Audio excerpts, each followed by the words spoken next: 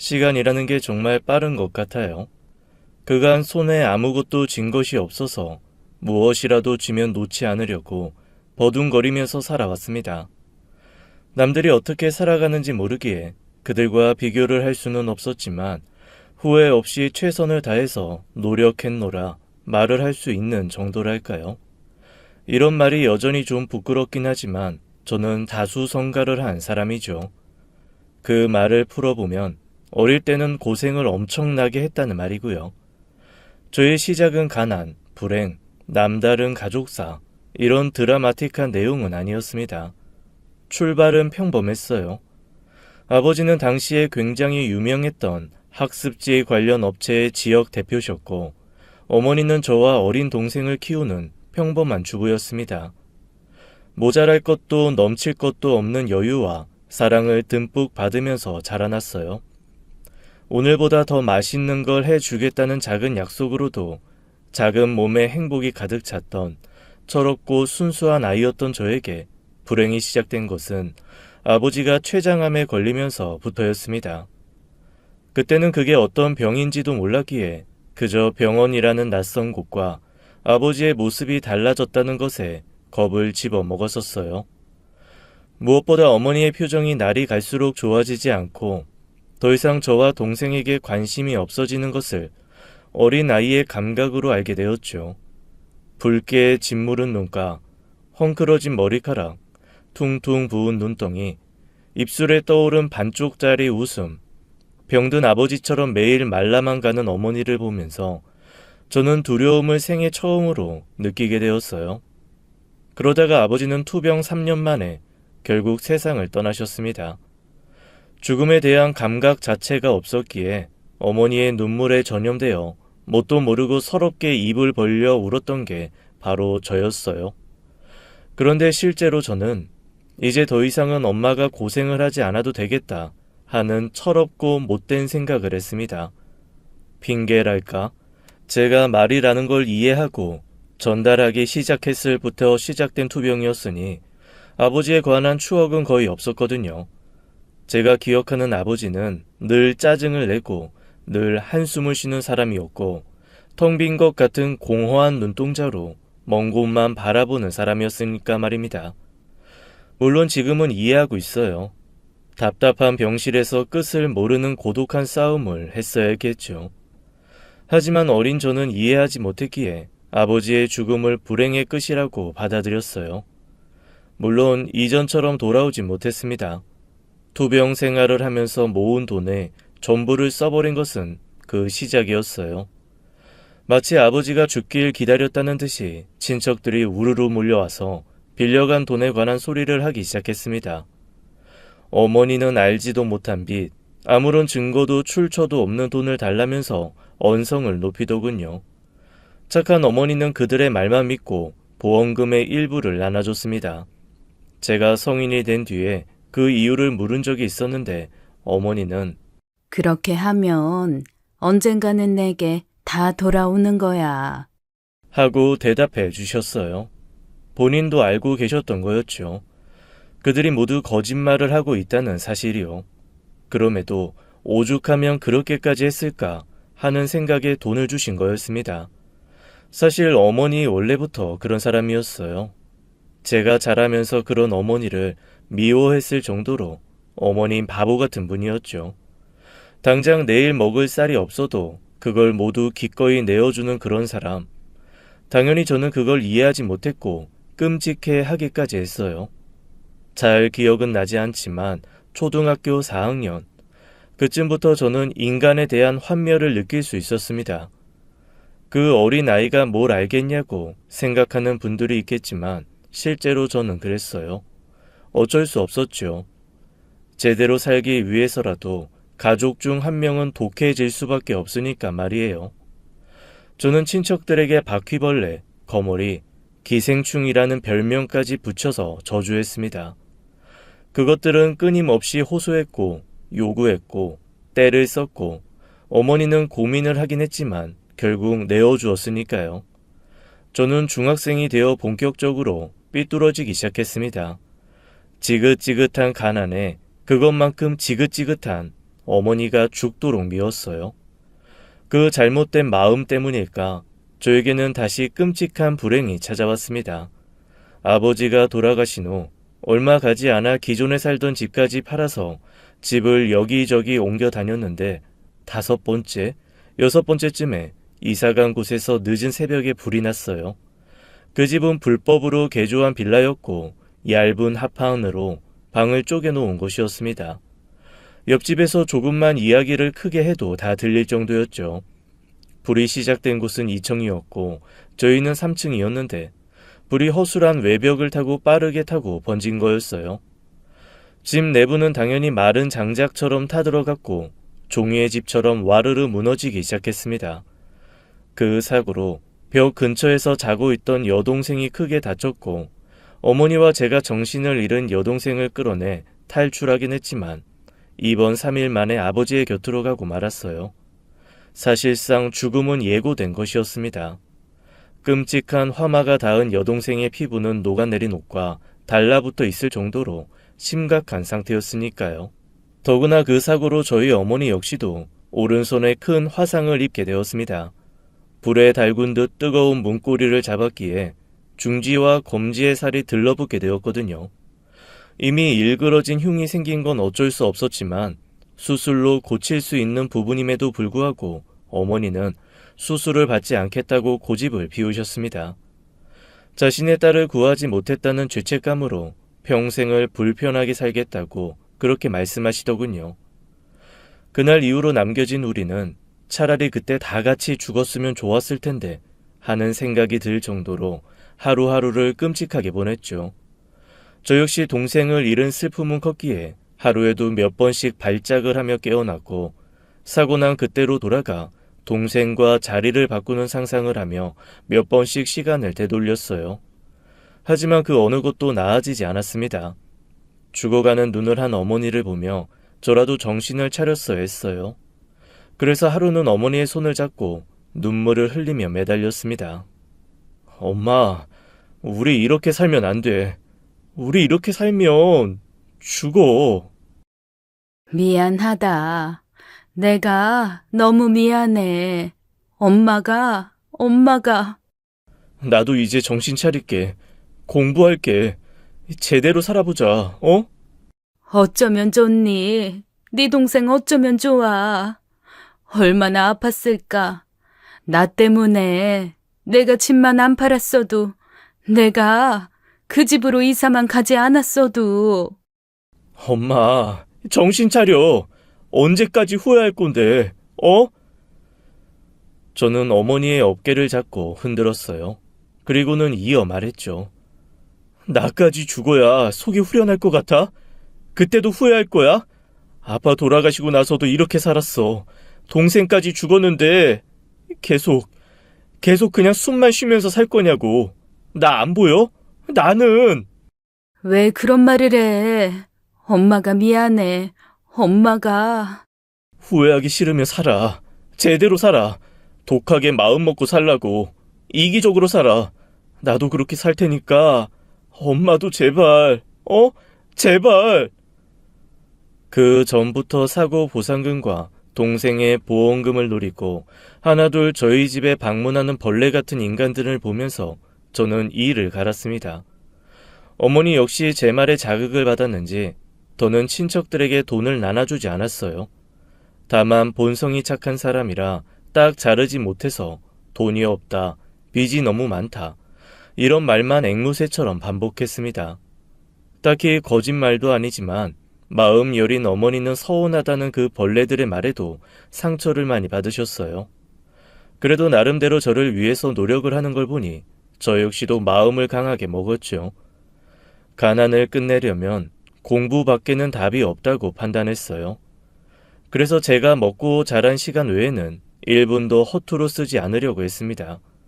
헌 책가방에 다 떨어진 낡은 운동화를 신어도 공부만 하냐면서 빈정거리는 애들의 놀림에도 저는 묵묵하게 책만 읽었어요.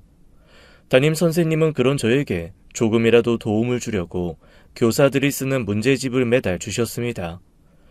근데 그건 교사용으로 만들어졌기에 문제 바로 밑에 해석이 각각 달려있고 답이 적혀 있었지만 저는 그걸 공책으로 가리면서 문제를 풀었네요.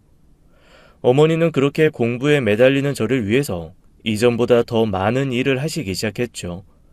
새벽에 나가서 건물 청소를 3군데 하셨고 바로 뒤에 공장에 나가셨어요. 집에서도 인형 누나를 붙이거나 마늘 까기 같은 부업을 따로 하셨습니다. 불편한 오른손을 대신에 왼손을 쓰다 보니 처음에는 시간이 오래 걸렸지만 반년 정도가 되자 완전히 익숙해지셨을 정도로 일을 많이 하셨어요. 전 그런 어머니를 보면서 더 마음을 다잡았습니다. 제가 무너지면 어머니는 계속 저렇게 힘들게 살아야 한다는 공포와 두려움이 있었기 때문이에요. 타고난 머리도 없고 이해하는 속도도 남들보다는 느렸기에 저는 2배, 아니 3배, 그 이상을 해야 겨우 상위권에 들어갈 수 있었습니다. 때문에 잠을 거의 자지 못하는 저를 어머니는 늘 걱정하셨어요. 너 이러다가 정말 큰 병 나. 잠을 좀 자면서 해야지. 하루라도, 응? 괜찮아요. 엄마도 잠을 못 자는 건 마찬가지인데. 그리고 난 나이라도 어리지. 엄마는 중간중간 그래도 좀 쉬면서 하는데 너는 아니잖아. 우리는 쉬는 시간도 있고 밥 먹는 시간에도 밥만 먹지. 넌 걸어가면서도 공부하고 밥 먹을 때도 공부하니까 하루라도 잠자고 푹 쉬고 해야 공부도 더 잘 되는 거야. 엄마 아들 머리 그렇게 좋지가 않아. 내가 할 수 있는 건 남들보다 더 노력하는 거고. 그리고 엄마, 잠은 죽어서 자면 돼. 독종, 저는 죽을 것 같다는 그 느낌을 즐겼습니다. 그리고 그게 제 성적으로 증명이 되었어요. 수시를 통해서 결국 대학에 합격하게 되었고 저는 그와 동시에 일을 하기 시작했습니다. 제가 중학교 2학년부터 고3까지 유일하게 아무 생각도 없이 잠을 청한 건 수능을 치른 그날 밤이 전부였어요. 딱 하루를 쉬고 바로 일을 시작했죠. 수능 이후에는 당장 돈을 벌 수 있는 일용직부터 시작했고 대학에 입학하고 나서는 과외를 했어요. 생각보다 제가 누군가를 가르치는 재능이 있다는 걸 그때 알게 되었습니다. 애초에 저는 타고난 머리가 아니라 100%의 노력이 바탕이 되었기에 학생들이 이해하지 못하는 부분을 정확히 짚어낼 수 있는 능력이 있을 수밖에 없었거든요. 이런 경험은 성적 향상으로 이어졌고 소문은 금방 퍼져서 몸값도 올라가게 되었습니다. 학과 공부와 가외 준비까지 하면서 고등학교 때보다 더 피곤한 날의 연속이었지만 돈이라는 게 모이고 쌓이니 희망이라는 게 생겨났어요. 그리고 저는 꿈을 꾸기 시작했습니다. 좋은 대학에 들어왔으니 졸업 전에 인턴을 거치고 대기업에 들어가는 것이 목적이었던 초반의 방향과는 달라졌어요. 제게는 시간이 그리 많지 않았죠. 그래서 저는 제대로 사업을 해보기로 결심했어요.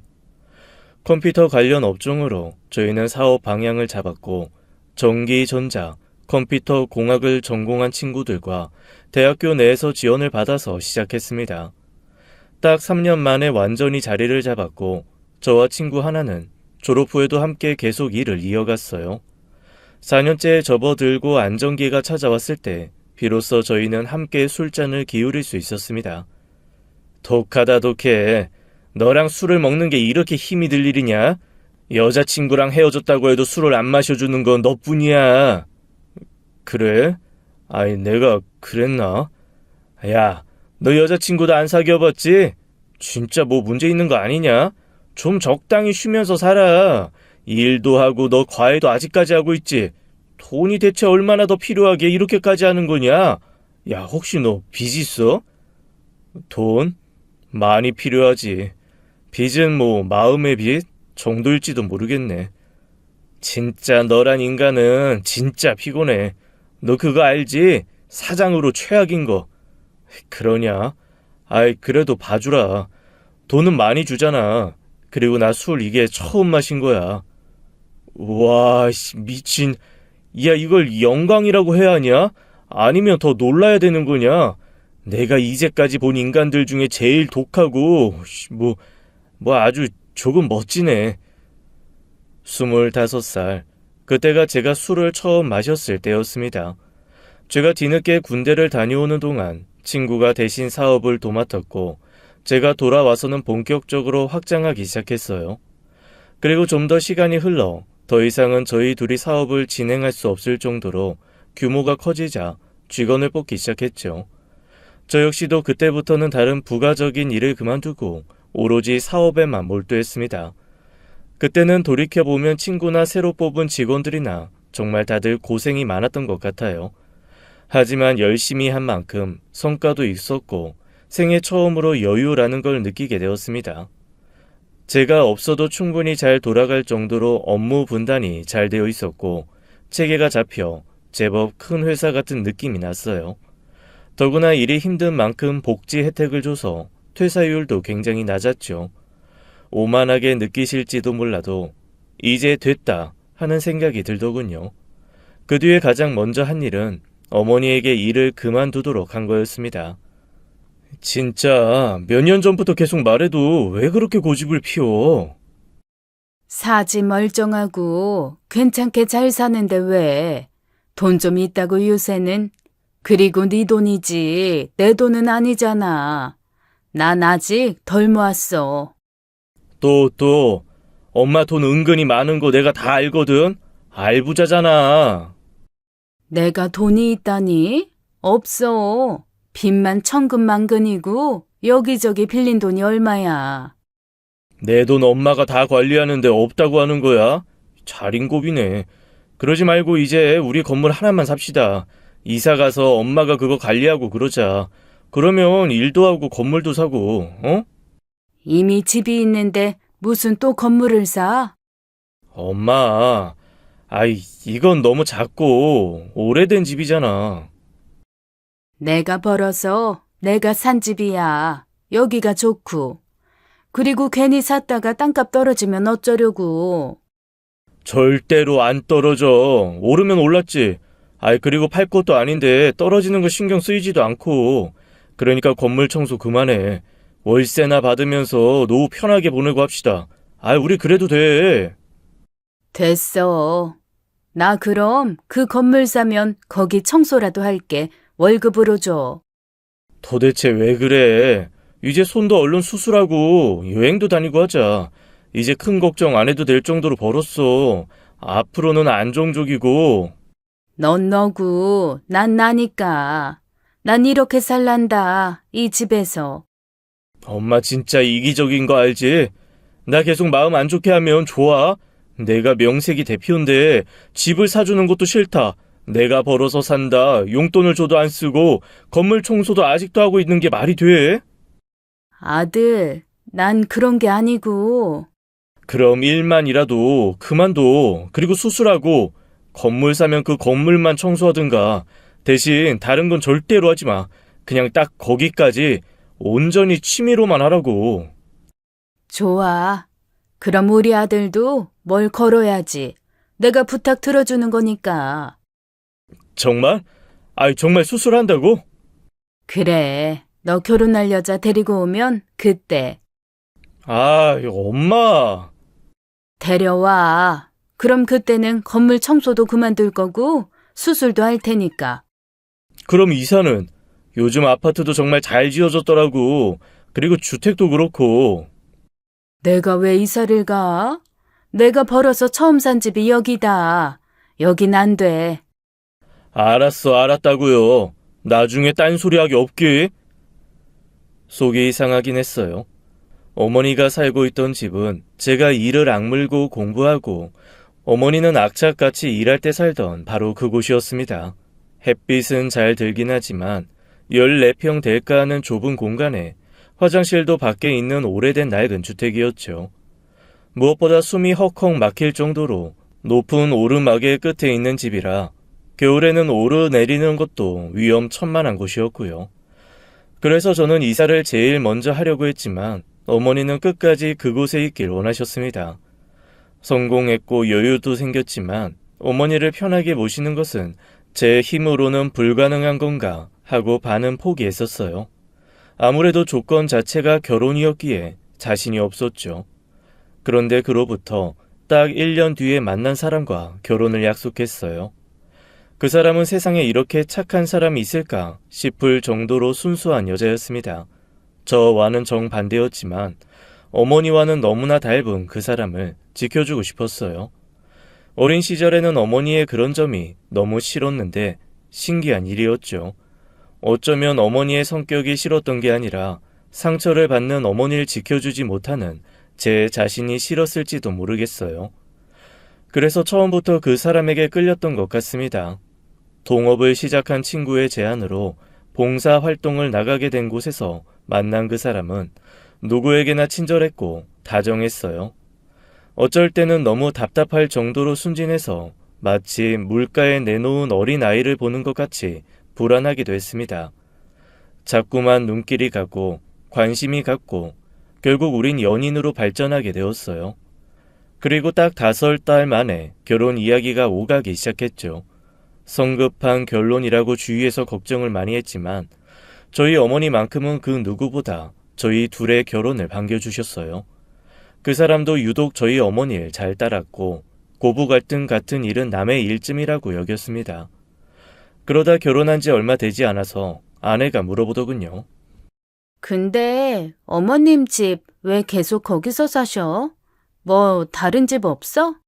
아, 어머니랑 나는 재산에 관해서는 정확한 편이라서. 정말? 집이나 건물 같은 것도? 뭐, 그렇지. 어머니가 애초에 내 도움받는 걸 좋아하지 않으시기도 하고.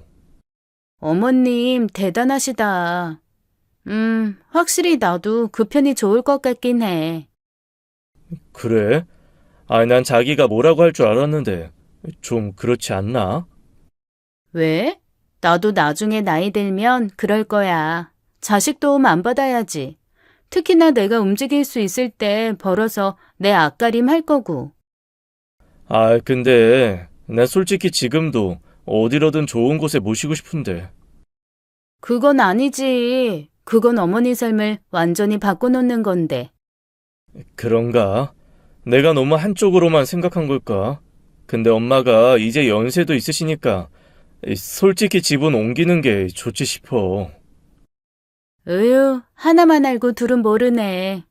그 집 추억이 많다며. 몸이 불편하긴 해도 운동도 되고 어머님은 그 집이 가장 행복했던 기억이 많은 곳일 텐데 그걸 바꿔? 아무리 좋은 아파트에 살아봐. 느낌이 아예 다르지. 가치관이나 성격, 말하는 방식까지도 아내는 놀라울 정도로 어머니와 생각이 닮아 있더군요. 그래서 어머니에 관련된 많은 부분을 아내와 상의할 수 있었습니다. 더구나 어머니의 손을 수술하는 것에도 적극적으로 나서서 추진해 주었고요. 수술 후에 짧게 입원을 했다가 얼마간의 통원치료, 물리치료를 하게 되면서 어머니는 저희 집에서 얼마간 지내게 되었습니다. 아내는 물론 환영했고요. 짧은 시간이긴 했지만 저에게는 세 식구가 함께 사는 게 꿈과 같았고 이렇게 평생을 함께 살면 좋겠다는 작은 꿈도 꾸었죠. 하지만 이 평화로움 속에서 조금씩 균열이 생겨나기 시작했어요. 행여 보이더라도 무시할 정도로 작은 균열이었습니다. 일단 가장 먼저 한동안 잘 지낼 것 같은 어머니가 돌연 집으로 돌아가시겠다고 고집을 피우셨어요. 물리치료 잘 받아야지 움직이기가 편하다니까. 아이, 그냥 내버려두면 굳어. 이제 니들 신혼인데 뭐하러 계속 눈치 없게 여길 있어, 있기를. 아우, 제발 말도 안 되는 걸로 핑계 삼지 말고 그냥 있어요. 신혼이랑 엄마 치료랑 무슨 큰 관계가 있어. 집에 가면 또 일하고 청소하고 그러려고 그러는 거지? 쉴 수 있을 때 쉬라니까. 참. 집도 오래 비워두면 못 써. 난 갈란다. 정말 답답해서 죽겠네. 아, 왜요? 아들이랑 사는 게 불편해? 또 봐라. 말 좀 예쁘게 하라니까. 솔직히 엄마 고집 부리는 거 보면 말이 예쁘게 나가질 않아. 나 불효자 되는 게 그렇게 좋아? 나도 효도 좀 해보자, 어? 저는 답답해서 거실을 한 바퀴 돌면서 아내에게 도움을 요청했죠. 아이, 자기야. 자기도 좀 뭐라고 좀 해봐, 어? 저 사람이 그렇게까지 하는데 그냥 있으세요. 혹시 제가 불편하세요? 아유, 아니. 내가 그냥 가고 싶어서 그런 거지. 그냥 내 집이다 생각하고 편하게 있으시면 되는 건데 어려우세요? 이대로 어머님 보내고 나면 저 사람 혼자서 속 끓이고 그럴 텐데. 아휴, 난 그냥. 그럼 있으시는 거죠? 있는 걸로 알게요. 그렇게 어머니가 고집을 꺾으시는 것 같았는데 그 뒤로는 저와 함께 먹는 식사를 거르기까지 하셨어요. 늘 아침에는 저를 배웅해주고 저녁에는 잘 들어왔냐며 마중을 나오셨는데 어느 순간부터 방 밖을 나오지 않으려고 하셨습니다. 이 일을 아내에게 상의를 했더니 친구들도 못 만나고 너무 갑갑하시다는 말씀을 자주 하셨다고 하더군요. 진짜 내 욕심인 건가? 하는 생각에 저는 결국 어머니를 원래 있던 집으로 돌려보냈습니다. 대신 틈틈이 아내와 함께 집으로 자주 방문했고 병원도 함께 다녔어요. 오고 가는 길이 차로는 올라갈 수 없는 가파른 언덕이라 힘들었을 법도 한데 아내는 한 번도 싫은 내색 없이 어머니를 만나러 가는 길이면 어디든 따라와 주었습니다. 그러다가 사고가 났죠. 기억이 가물가물한데 2월 중순쯤이었나? 집에서 내려가는 언덕에서 아내가 미끄러지면서 팔을 크게 다치게 되었어요. 다행인지 머리나 다른 외상은 없어서 깁스를 한 상태로 지내야 했습니다. 어머니는 그게 본인 탓이라고 생각했는지 반찬이며 이것저것 만들어 주셨고 집에서 청소도 대신해 주셨네요. 물론 아내는 어머니가 자신을 위해서 하는 일이 부담스럽고 불편하다고 호소했습니다. 난 정말 괜찮은데 자꾸 본인 탓을 하시니까 나 너무 불편해. 어머니 고집 알잖아. 에이, 말 듣지도 않으실 거야. 그냥 받아둬. 길이 이렇게 미끄러운데 혹여나 잘못되시면 어쩔 건데? 어? 그야. 난 젊으니까 이 정도에서 끝났지. 나이 든 분들은 머리 다친다고. 그러니까 자기 선에서 오지 못하게 딱 못을 박으란 말이야. 내가 생각이 짧았네. 맞아. 내가 다시 이야기해볼게. 뭐? 설마 직접 가려고? 그렇지. 최근에 자주 못 가긴 했으니까. 나중에 나 깁스 풀면 같이 가야지. 혼자 멀뚱히 가면 마음이 편하시겠어? 나 얼른 나와서 같이 가는 게 훨씬 나아. 그니까 전화로만 짧게 말해. 확실히 아내의 이야기를 듣고 있으면 제가 얼마나 단순한 놈인지 알 수 있었어요. 하나만 알고 그 이상은 모르는 바보였습니다.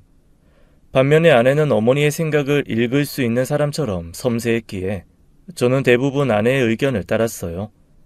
그런데 저는 얼마 가지 않아서 자잘하게 나있던 그녀를 발견했습니다. 퇴근 후에 친구와 술을 한잔한 늦은 밤, 경비 아저씨가 저를 보더니 문을 열어서 다짜고짜 어머님은 어떠십니까? 하고 물어보더군요. 대체 그게 무슨 말인지. 저희 어머니요? 어머니가 맞아요? 네, 기억하죠.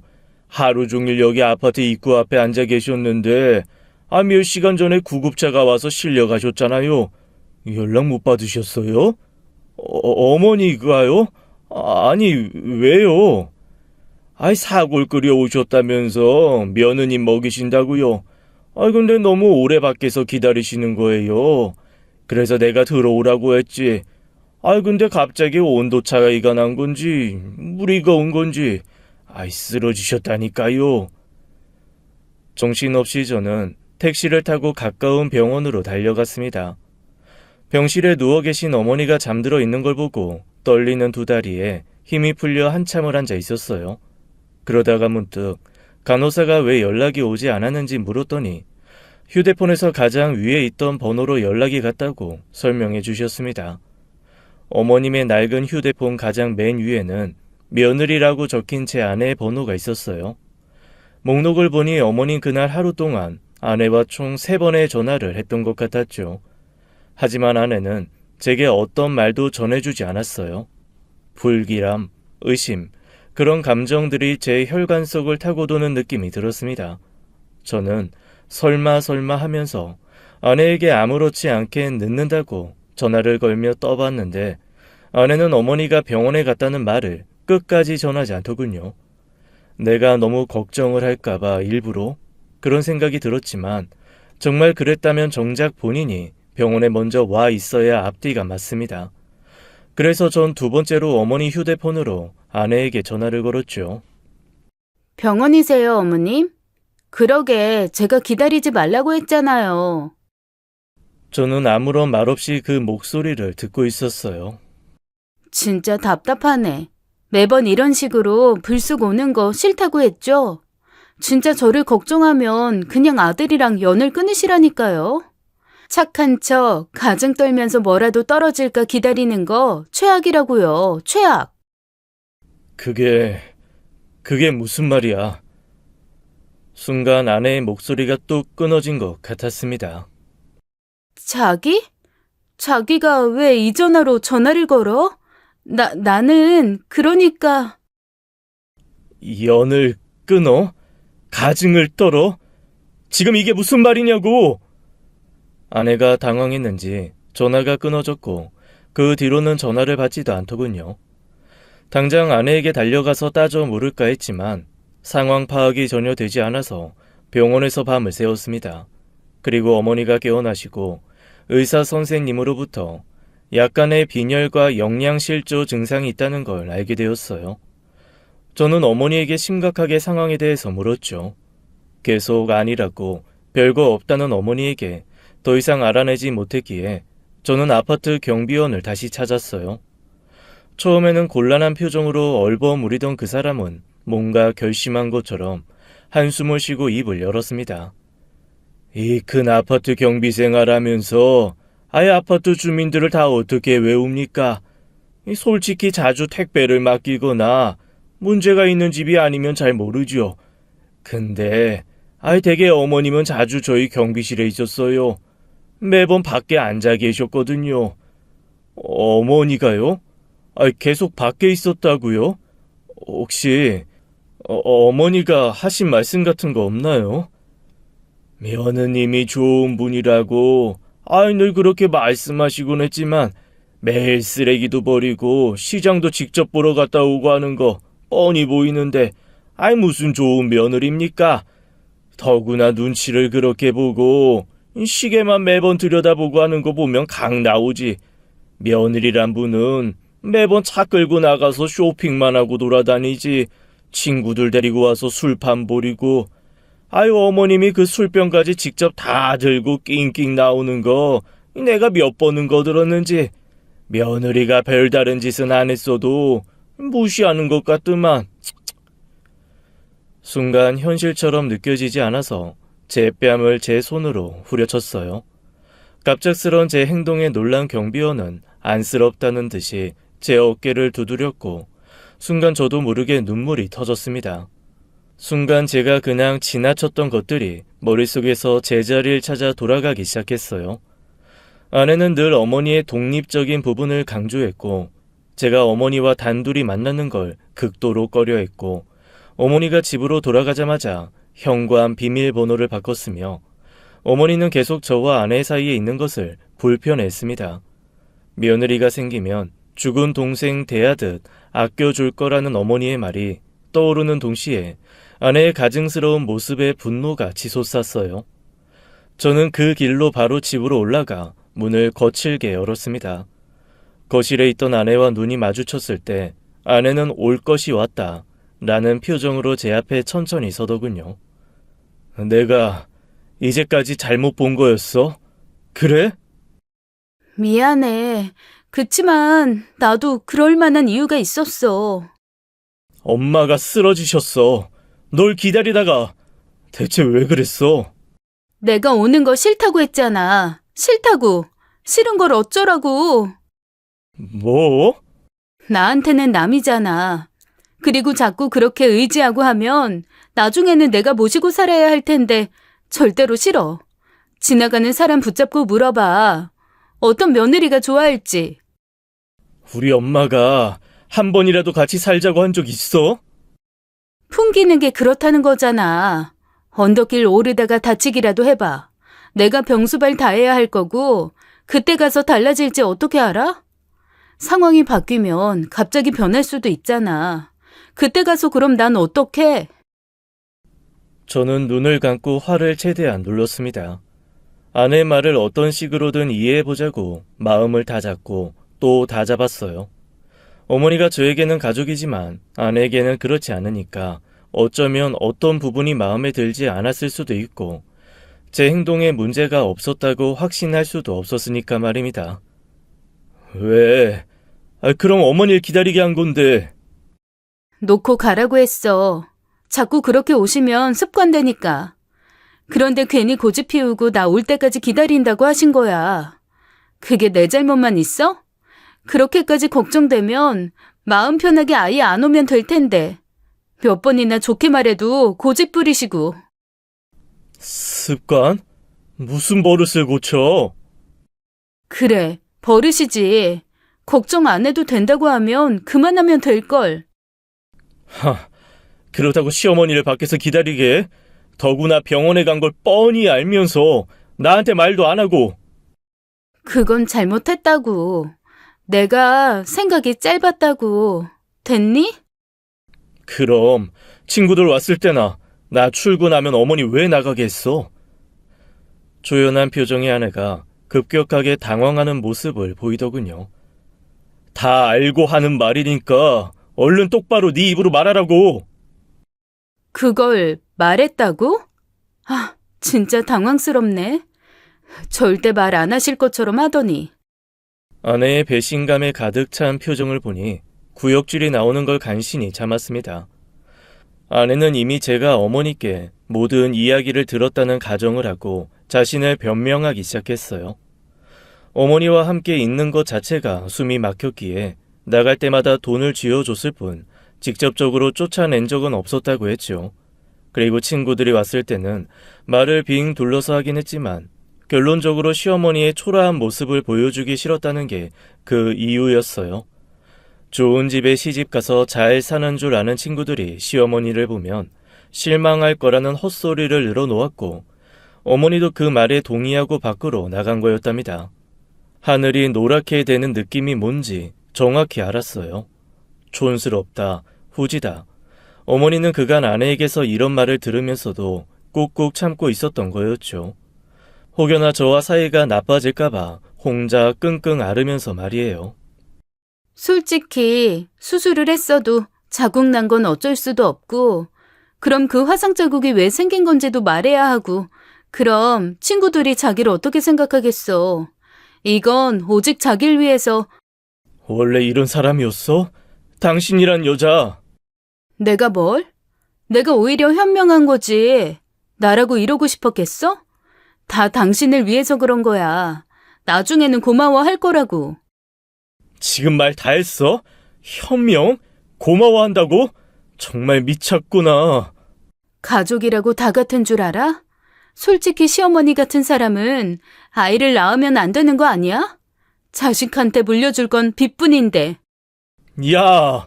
그럼 어머니가 벌려놓은 걸 왜 우리가 수습해야 하는데? 대체 그게 무슨 헛소리야. 빚이라니. 너 미쳤어? 내가 뭐 매번 돈 없다, 빚밖에 없다고 나한테 계속 눈치 주고 그게 우리 돈으로 갚아달라는 거잖아. 그게 얼마나 짜증나는지 당신이 알아? 그런 가족은 애초에 잘라내야 하는 게 맞아. 뭐? 저는 너무 기가 막혀서 허허하는 소리를 내면서 말문이 막혔죠. 그런 부모가 있어. 자식을 노후 자금쯤으로 생각하는 사람들. 그리고 난 그런 사람들 경멸해.